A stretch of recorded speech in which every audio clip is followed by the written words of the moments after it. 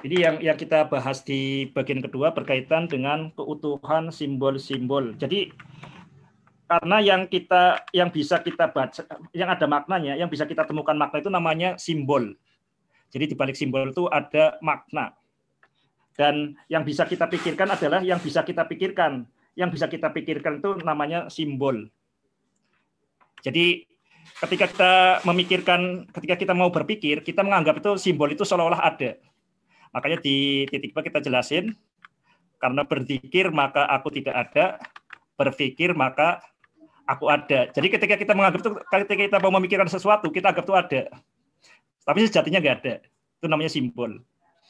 Kita ambil contoh seperti ini. Kalau kita kemudian melihat titik B, bahwa B itu sejatinya nggak ada. Walaupun kita sejak awal membaca mushaf Al-Quran, itu ada titiknya, kita harus sadar bahwa itu sejatinya nggak ada. Pada zaman Rasulullah itu titik B itu nggak ada. Ini hal yang sangat dasar berkaitan dengan simbol. Kita bisa akan sadar dengan ini kalau kita membandingkan misalnya huruf Braille. Ada yang di sini yang pernah melihat huruf Braille. Huruf Braille itu hanya titik-titik saja. Huruf alif titik-titik, dan itu bukan ini ya, jangan bayangkan, saya dulu membayangkan huruf Braille itu hanya misalkan huruf alif bentuknya sama persis, kemudian titiknya seperti itu. A, ya huruf A hanya diubah ke titik-titik, tapi nggak seperti itu. Huruf Braille itu punya aturan beda, bentuknya beda. Makanya kita harus sadar yang kita lihat di Al-Quran Mushaf itu adalah simbol, dan simbol itu sejatinya nggak ada. Itu hal yang sangat penting ya. Simbol itu yang penting adalah konsistensinya.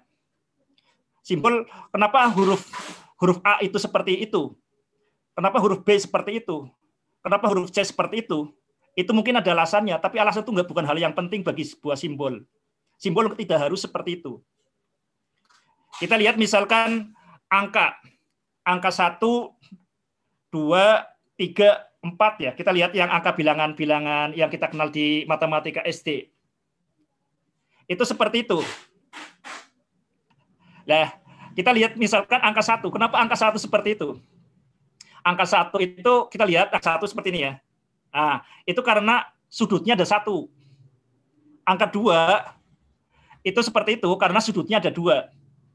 Dulu Al-Khwarizmi membuat simbol itu alasannya seperti itu. Angka 3 dibikin seperti itu karena sudutnya ada 3. Jadi 1, 2, 3, 4, 5, 6, 7, 8, 9 itu berkaitan banyaknya sudut. 0 itu seperti lingkaran karena itu nggak ada sudutnya. Itu dulu ketika alasan Al-Khwarizmi membuat simbol itu. Tapi apakah penting alasan itu? Enggak. Yang penting adalah konsisten. Yang namanya simbol itu nggak perlu alasan sebenarnya. Karena simbol itu sejatinya nggak ada. Yang penting adalah konsistensinya, penggunaannya. Yang penting adalah utuh tak terbagi. Jadi simbol itu sejatinya nggak ada, yang penting adalah konsisten, utuh tak terbagi. Harus saling menjelaskan bagian ini harus konsisten. Penggunaannya itu adalah konsistensi. Ini hal yang sangat dasar untuk kita memahami simbol.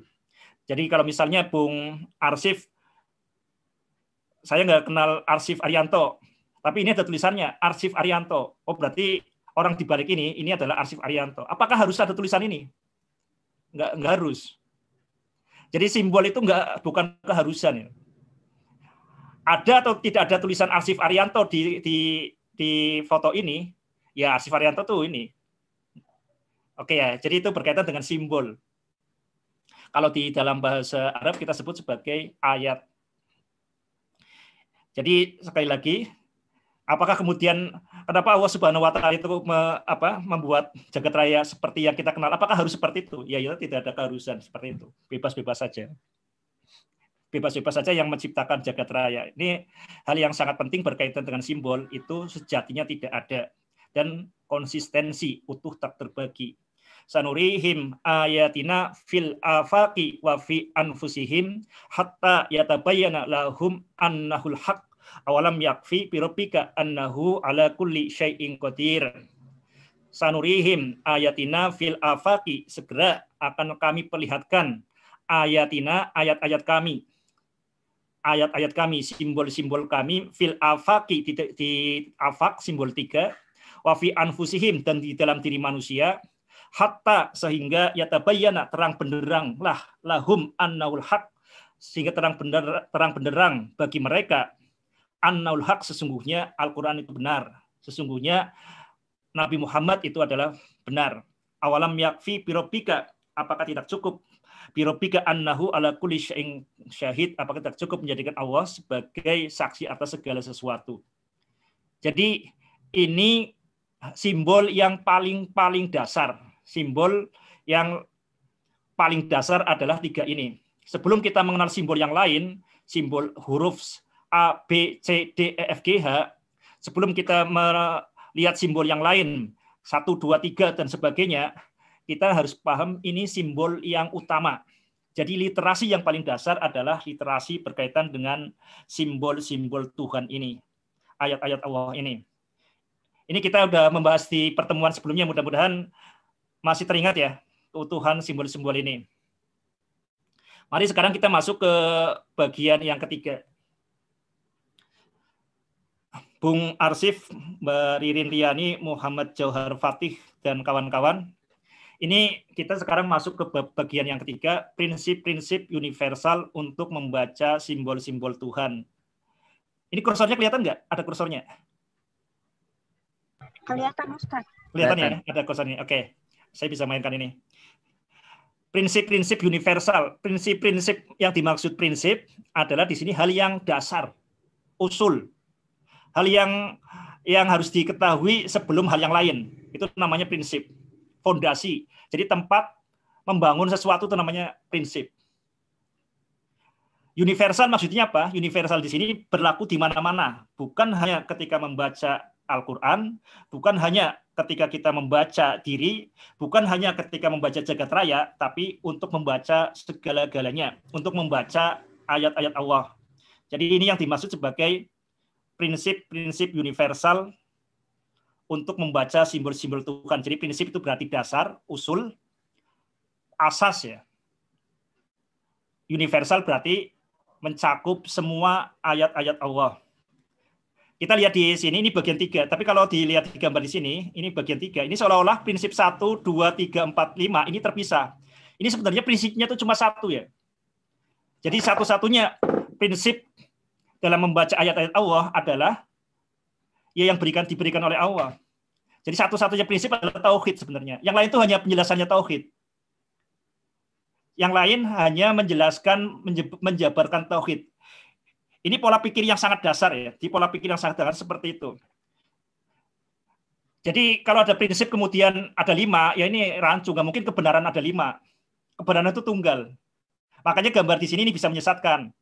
Makanya kita lihat di gambar yang kanan. Ini semua yang lain itu hanya 1 titik saja. Tauhid. Cinta pun itu adalah muncul dari tauhid. Adil itu muncul dari tauhid. Kadar muncul dari tauhid. Fana muncul dari tauhid. Karena satu-satunya prinsip yang benar adalah prinsip yang benar. Betul ya Bung Arianto? Satu-satunya prinsip yang benar adalah satu-satunya prinsip yang benar. Sangat jelas ya. Nah, kita nanti di prinsip ini kita jangan malu untuk mengungkap sesuatu yang sangat jelas. Ini setelah kita bahas sebelumnya tuh banyak sekali itu kesesatan yang kita begitu enteng mengajarkan dan mengungkapkan teman-teman. 1 + 1 sama dengan 2. Itu kesesatan, tapi kita kok enteng aja menjabarkan itu. Nah, kita ada kecenderungan di kita ada ketakutan untuk mengungkapkan sesuatu yang sangat jelas. Tauhid itu prinsip yang sangat jelas. Nanti kita akan jabarkan. Satu-satunya prinsip yang benar adalah satu-satunya prinsip yang benar. Yang kita sebut supaya nggak terlalu panjang, kita sebut sebagai tauhid. Oke ya, yang lain itu hanya penjabarannya. Makanya kalau ada kesan seperti ini kesannya ada 5. Enggak, ini cuma ada 1. Ini berlaku dimanapun ya. Jadi misalkan kalau di fisika itu misalkan kita belajar hukum 1 Newton, hukum 2 Newton, hukum 3 Newton. Itu sebenarnya itu kalau kita pegang tauhid, nggak mungkin tuh ada tiga hukum seperti itu. Sebenarnya 1. Hukum 2 Newton yang hukum 1 Newton, hukum 3 Newton yang jelaskan, saling menjelaskan. Yufasiru ba'duhu ba'dun. Kalau nggak seperti itu ya sesat.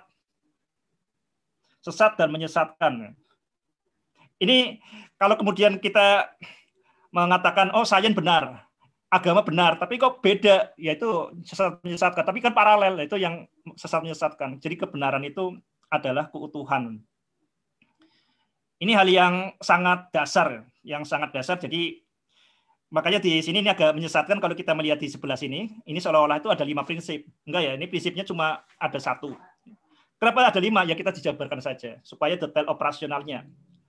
Untuk memahaminya seperti ini ya, hanya 1 biji. Nanti tumbuh beragam biji, tapi sebenarnya itu adalah 1. Segarnya 1, utuh tak terbagi dan sejatinya enggak ada. Coba kita lihat di sini, kita lihat di gambar 61 di sini, tauhid menjadi dasar bukti atau dalil bagi seluruh prinsip-prinsip kebenaran universal. Dan tidak ada prinsip manapun yang mendasarinya. Ini hal yang sangat dasar, makanya kalau ada kemudian ada orang yang mengklaim membuktikan tauhid, yaitu aneh. Tauhid itu nggak bisa dibuktikan. Tauhid itu membuktikan, bukan dibuktikan. Ingat ini hal yang sangat dasar ya. Kalau 1 ditambah 1 sama dengan 2, ya kita cek apakah sesuai dengan tauhid. Kalau sesuai dengan tauhid, ya berarti benar. Kalau tidak sesuai dengan tauhid, ya berarti salah. Jadi tauhid itu adalah hakim ya. Membuktikan, bukan dibuktikan. Nah, ini ada beberapa hal yang ini saya sempat ramai di Facebook karena ada seseorang yang mengaku bisa membuktikan tauhid. Nah, itu akan sangat aneh. Membuktikan tauhid itu gimana? Nanti kita akan jelaskan lebih detail. Ini banyak ungkapan-ungkapan yang sekilas itu keren, tapi sebenarnya itu sesat dan menyesatkan. Itu yang pertama, bahwa tauhid itu membuktikan, bukan dibuktikan. Nggak ada yang lebih jelas dari tauhid. Bingung ya? Ya dibingung dulu, dicatat dulu. Nanti kita akan perjelas dengan contoh. Yang kedua, ini banyak yang sesat itu berkaitan dengan bukti. Banyak yang gagal paham tentang bukti. Ini saya sempat juga ramai di Facebook ini kan kalau pemaparan dari Profesor Dr. Insinyur Fahmi Amhar ya. Dia akan menyampaikan di ngaji matematika itu mengatakan bahwa keberadaan alam semesta itu adalah bukti keberadaan Tuhan. Coba teman-teman bisa ditulis seperti itu. Ini sekilas sangat bagus ya. Keberadaan alam semesta, bukti keberadaan Tuhan. Nah ini sekilas sangat bagus, tapi ini adalah akidah yang berbahaya. Bukan masalah surga atau neraka ya, tapi ini akan keruh ya. Jadi kita akan kacau nalar kita kalau kita kemudian menganggap alam semesta itu bukti keberadaan Tuhan. Nanti kita akan jelasin, tapi kayaknya di sini nggak sempat benar-benar baca di bukunya. Tapi di sini yang penting kita pertanyakan bukti itu apa. Ingat ya, alam semesta ini banyak yang salah kaprah ketika saya menyampaikan di tauhid. Ternyata banyak yang salah kaprah. Nah, di Al-Quran itu banyak sekali bahwa menyatakan bahwa alam semesta itu bukti keberadaan Tuhan. Ini seolah-olah bagus, tapi nggak ada sebenarnya di Al-Quran mengatakan bahwa alam semesta itu bukti adanya Tuhan. Nggak ada seperti itu. Yang ada adalah alam semesta adalah ayat simbol keberadaan, simbol keesaan Allah, simbol kekuasaan Allah, simbol keberadaan Allah dan sebagainya. Jadi bukan bukti ya, tapi adalah simbol. Ini hal yang sangat dasar, tapi ini mungkin level berikutnya. Tapi kita mudah-mudahan tahu ada yang inilah membuat bingung dulu.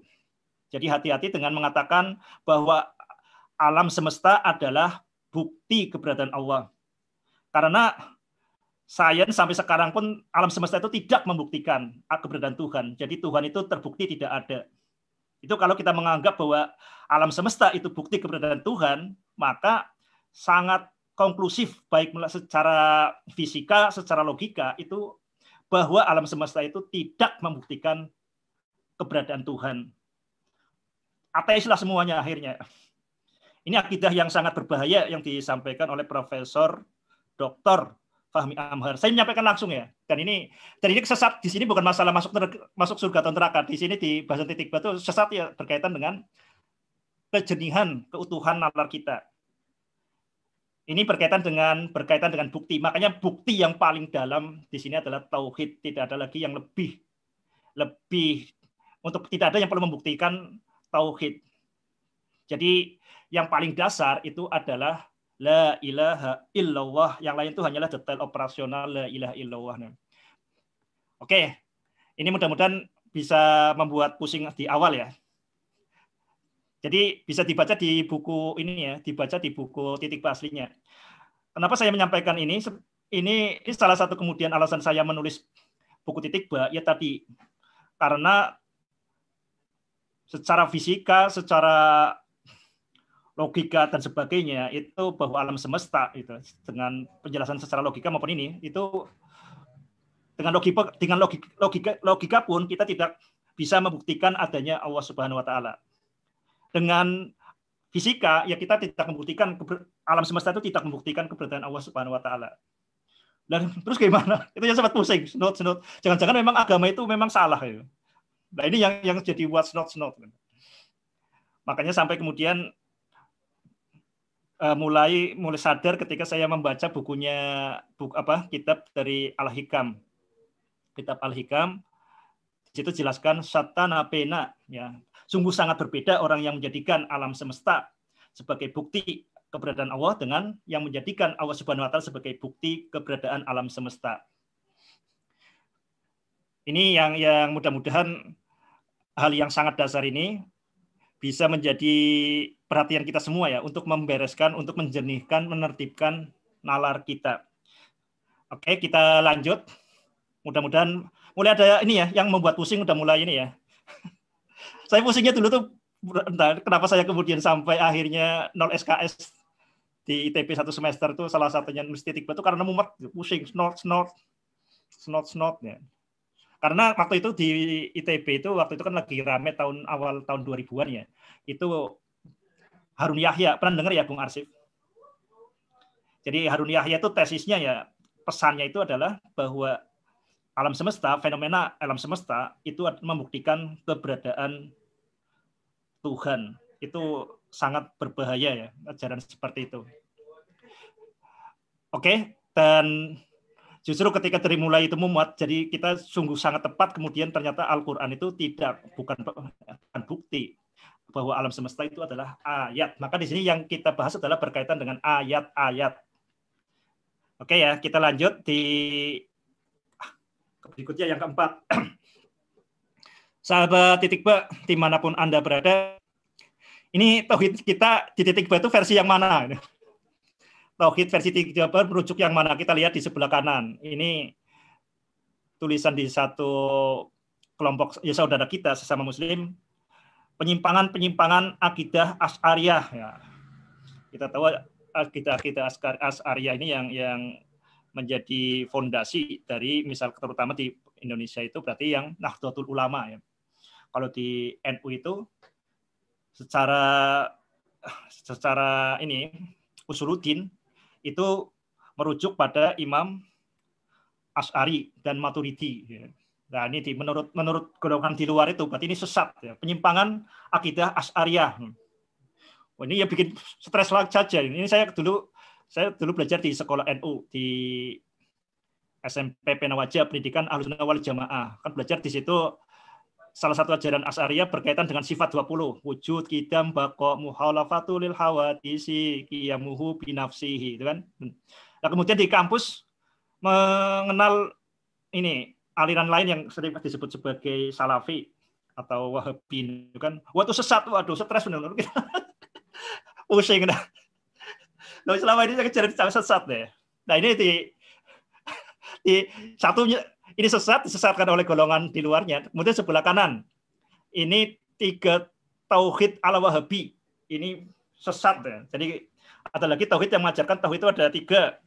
Tauhid yang 20 sifat Allah, wujud kita bako dan sifat mustahil itu adalah tauhid yang sesat. Ada istilah kalau di NU itu namanya aqaid 50, aqaid akidah 50. Nah, itu ajaran yang sesat. Yang benar apa? Yang benar adalah tauhid itu ada tauhid uluhiyah, tauhid rububiyah, tauhid rububiyah, tauhid uluhiyah, tauhid asma wa sifat. Dan tauhid itu sesat lah. Menurut golongan sini ini sesat. Wah, mantap lah kita sesat menyesatkan. Lah, sahabat titik ba dimanapun Anda berada, terus kita sebenarnya tauhid yang kita rujuk itu di mana? Jadi tauhid yang kita rujuk itu yang sangat sederhana ya. Jadi sahabat titik ba dimanapun Anda berada, supaya kita bisa lebih memahami makna sesat. Ya. Sebenarnya yang sering dikritik di titik ba itu, kita mengkritiknya itu kritik yang selama ini kita anggap sebagai kebenaran, yaitu matematika. Makanya kita pakai matematika, karena matematika kita anggap benar. Itu padahal kesesatan ya. Jadi kesesatan yang pasti di matematika itu apa? Tauhid. Nanti kita akan jelasin. Jadi misalkan teorema Pitagoras. Ya, ini sudah lulus SMP semua ya. Teorema Pitagoras. Teorema Pitagoras itu misalkan di sini dijelasin bahwa A kuadrat ditambah B kuadrat sama dengan C kuadrat. Kenapa kayak gitu sih? Nah, apakah itu betul? Ya betul kalau sesuai dengan tauhid. Nah, sesuai dengan tauhidnya di mana? Itu ketika bidangnya adalah bidang datar. Kalau bidang datar, kita membuat segitiga siku-siku, maka berlaku teorema Pitagoras. Coba kalau bidangnya kita lengkungkan, misalkan permukaan bola, yaitu sesat. Jadi teorema Pitagoras itu benar ketika sesuai dengan tauhid, yaitu ketika di bidang datar. Teorema Pitagoras itu sesat dan menyesatkan itu ketika di bidang lengkung. Oke ya, ini kita biasa 1 ditambah 1 sama dengan 2 itu sesat lah. Kenapa kita mengajarkan itu, kita santai-santai saja loh. Gak ada yang ingatkan loh. Ini keanehan umat Islam itu kayak pengen buru-buru mati ya, naik ke surga itu. Jadi tauhid yang kita akan bahas di sini adalah tauhid bagaimana kita berani menjalani hidup. Jadi maksudnya kita, karena biasanya kalau mengklaim, ini yang sudah ironis di umat Islam juga, itu kalau membahas tentang agama tauhid itu jadi setan datang marah, rasanya hawanya marah. Kita belajar seringkali ketika diskusi tentang keagamaan itu setan langsung datang marah, kemudian kita pengen bahkan kemudian menyalahkan orang lain, pengen membunuh orang lain pun dengan rasa bangga. Padahal kesesatan yang kita praktek sehari-hari 1 tambah 1 sama dengan 2 itu nggak ada yang sadar. Sahabat titik ba dimanapun Anda berada, kita nanti akan jelasin bagaimana kesesatan yang sangat dasar ya, 1 ditambah 1 sama dengan 2 itu kemudian menyebabkan kita tidak peka dengan kesesatan yang lain.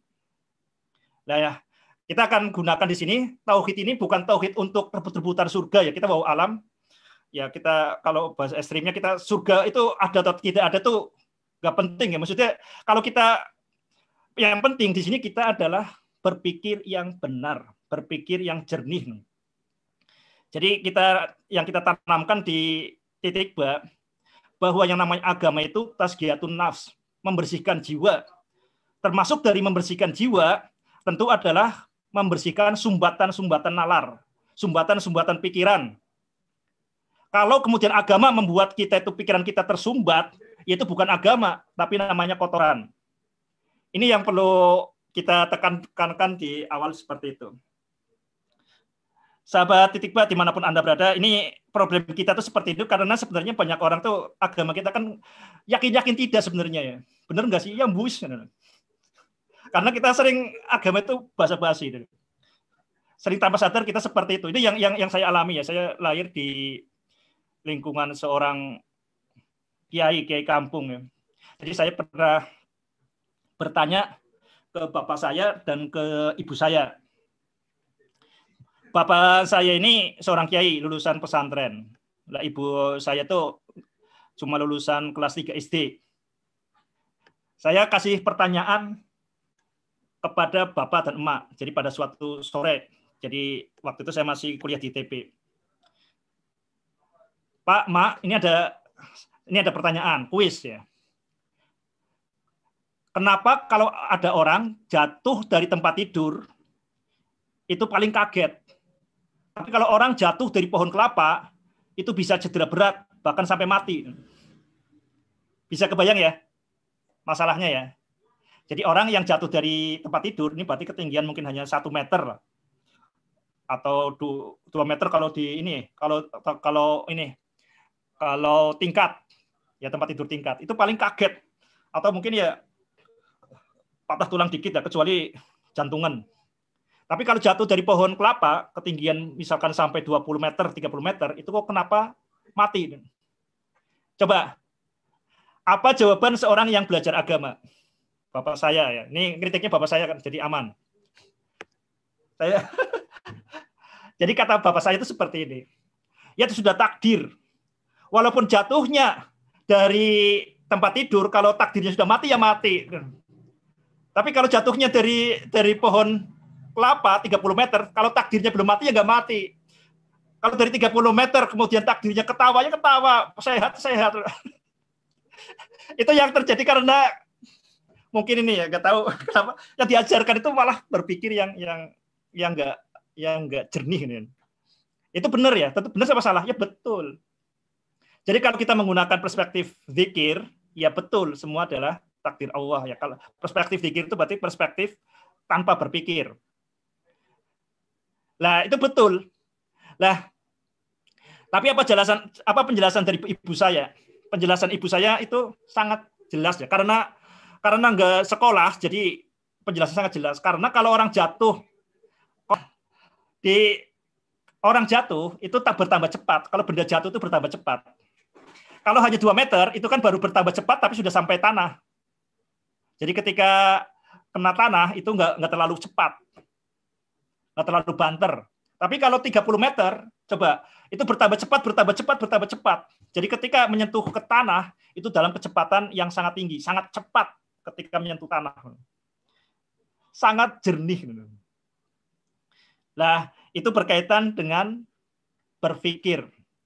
Jadi ini bukan masalah benar atau salah ya. Jadi yang dipikirkan Bapak saya ya betul. Kalau kita kemudian berzikir, nggak mau berpikir, ya kita itu pasti semua adalah karena kehendak Allah. Tapi kalau sebagai Khalifatullah, kita kan harus mengelola kehidupan di sini. Ini kan harus berpikir jernih. Nah ini yang terjadi di kita itu ada pemisahan seperti itu antara zikir dan pikir. Makanya ini yang sangat dasar menjadi pikiran di titik Ba. Ini adalah sangat aneh, sangat lucu, sangat mengenaskan kalau kemudian orang beragama itu tidak tambah cerdas, tidak tambah jernih, tidak tambah utuh, tidak tambah kokoh nalarnya. Ini hal yang sangat penting ya, karena kita ada kecenderungan orang beragama itu nggak bisa mikir. Yang kita kebayang orang-orang yang berpikir itu orang-orang kafir. Ini kan aneh. Nah itu yang berkaitan dengan tauhid versi titik batu merujuk kemana? Ya, merujuk situasi masalah yang hendak kita coba kita berikhtiar mengatasinya, itu masalah konkret seperti itu. Banyak kemudian orang umat Islam itu kemudian akhirnya ya udahlah apatis dengan agama walaupun aneh, ya itu pokoknya seperti ini, walaupun di otak itu ada ketidaknyamanan ya seperti itu. Jadi kita memisahkan antara ketika kita menulis matematika itu tidak ada kaitannya dengan tauhid. Tauhid itu ketika kita berkaitan dengan kematian. Ketika kita mengamati jagat raya, kita nggak ada kaitannya dengan tauhid. Ini sesuatu yang sangat aneh. Ya. Kemudian yang terjadi ini penyesatan yang sangat dasar itu menganggap bahwa yang namanya sains dan agama itu berdampingan. Berdampingan itu berarti kan sesuatu yang terpisah. Ini sesuatu yang tampaknya bagus, tapi sebenarnya itu bertentangan dengan tauhid, bahwa segalanya itu adalah satu, utuh, tak terbagi. Dan karena sejatinya yang ada hanya Allah Subhanahu wa Ta'ala, maka simbol-simbol itu sejatinya tidak ada. Jadi ini perlu clear sejak awal ya. Nanti ini tauhid di titik batu yang mana ya tauhid seperti itu. Jadi kita yang kemudian yang ketiga yang perlu saya ingin sampaikan, ini banyak yang protes kemudian kenapa di titik ba itu mengatakan sejatinya tidak ada. Jadi Tuhan tidak ada loh. Seperti itu kan. Nah, ini yang salah kaprah. Di titik ba ini sebenarnya detail operasional dari yang diperintahkan oleh Kanjeng Nabi, tafakkaru fi ala illah wala tafakkaru fillah. Berpikirlah tentang nikmat-nikmat Allah, jangan berpikir tentang Allah. Tafakkaru fi khalqillah wala tafakkaru fi dzatillah. Berpikirlah tentang ciptaan Allah, jangan berpikir tentang Allah. Ini hal yang sangat-sangat dasar. Jadi kita disuruh berpikir yang dapat kita pikirkan. Kalau kita memikirkan yang tidak dapat kita pikirkan, yaitu kita menghabis-habisan waktu, kita menyiksa diri kita sendiri. Menyiksa diri sendiri, maka itu namanya adalah zolim. Itu yang merusak di situ. Makanya di titik B itu kita lugas di sini, sejatinya tidak ada, segalanya satu, utuh tak terbagi, dan sejatinya tidak ada, karena yang kita hendak kita bahas adalah yang dapat kita bahas. Yang hendak kita pikirkan adalah yang dapat kita pikirkan. Ini hal yang sangat dasar seperti itu. Ini ada kecenderungan di agama kita, itu umat Islam itu habis energinya itu memikirkan yang tidak bisa dipikirkan, membahas yang tidak bisa dibahas. Jadi kita takut membahas yang bisa dibahas, karena kita misalnya tentang bagaimana perilaku nyamuk, kita nggak tahu. Lebih baik kita memikirkan yang tidak bisa dipikirkan. Kita membahas yang tidak bisa dibahas, kita kemudian realitas terdekat kita nggak bisa berpikir, otak mati. Ini yang terjadi, jadi sangat aneh kemudian kalau agama itu jadi pembunuh nalar, mengotori pikiran kita. Ini hal yang awal yang supaya kita tekankan. Jadi kalau mungkin ada yang tanya nih, penulis titik B itu haluannya mana? Apakah NU, Muhammadiyah, HTI? Jadi saya kalau Profesor Fahmi Amhar dulu kan dikenal di ini ya, intelektualnya HTI. Oh berarti dia orang NU. Nah, kemarin saya juga mengkritik, saya coba ngangkat itu rektor di UIN. Itu kan banyak orang NU. Nah, yang ketika mengatakan pentingnya integrasi ilmu. Nah, integrasi keilmuan. Ini juga pemikiran yang absurd, yang aneh ya. Jadi kita akan tahu yang integrasi ilmu itu sesuatu yang aneh. Karena ilmu itu tumbuh seperti pohon, tadinya dari satu, bercabang-cabang. Makanya terjadi yang integrasi ilmu itu akhirnya pencocok-cocokan di rantingnya itu, dihubung-hubungkan. Jadi menghubungkan ranting-ranting itu pekerjaan yang aneh dan absurd. Makanya itu biasanya tanda keminderan kita umat Islam ya. Padahal sains yang ada itu kesesatannya sudah sangat nyata ya. Di ekonomi, di politik itu kesesatannya sangat nyata. Di fisika, di matematika itu banyak sekali kesesatan-kesesatan. Dan sekarang tuh makanya ilmuwan terus berpikir karena mereka itu merindukan tauhid. Contohnya di fisika. Di fisika saat ini itu ada dua pola pikir. Pola pikir yang dikenal mekanika kuantum dan pola pikir relativitas. Ini dua kebenaran yang berbeda. Ini kan aneh. Makanya orang terus berpikir. Itu berkaitan dengan integrasi ilmuwan. Itu juga banyak yang aneh. Ini karena apa? Ya tadi kita lupa bahwa yang namanya gagasan yang terbaik itu adalah gagasan tauhid. Gagasan tauhid itu seperti apa? Kita di Al-Quran sangat jelas, masalu. Di situ kasyajarotin toyibatin asluha sabitun wa faruha fis sama. Perumpamaan gagasan yang bagus, kalimat yang bagus yaitu kalimat tauhid itu seperti pohon. Dari biji kemudian tumbuh jadi pohon bercabang-cabang dan kemudian mendatangkan buah di dalam setiap waktu. Itu bukan hanya bukan hanya dikagumi, dibaca berulang-ulang, itu adalah suatu model yang sangat luar biasa. Model atom itu kalau kemudian hanya dibaca, dihafalkan, orang nggak akan bisa membuat sabun, orang nggak bisa membuat vaksin. Sama kalau kemudian, tapi ini kita model yang ada di Al-Quran bahwa gagasan yang bagus, kalimat thayyibah itu seperti pohon, itu bukan hanya untuk dibaca berulang-ulang.